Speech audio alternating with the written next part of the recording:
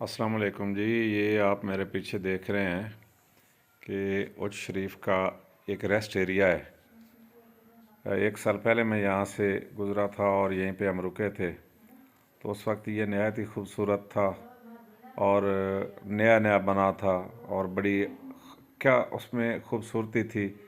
हर सारी बिल्डिंग जो है वो बड़ी साफ़ सुथरी थी, टैलर्स वगैरह सब बड़ी अच्छी थी और सारा एरिया ही ऐसे था कि जैसे एक इंतहाई खूबसूरत जगह है। आज हम एक साल बाद यहाँ पे फिर आए हैं तो यहाँ पे मुझे देख के ये बड़ा दुख हुआ है कि जगह जगह से ये टूट फूट का शिकार हो चुका है और टॉयलेट्स वगैरह या बाथरूम वगैरह में जाएं तो वहाँ पे टूटियाँ तक ख़राब हो चुकी हैं, पानी नहीं है, साबुन नहीं है।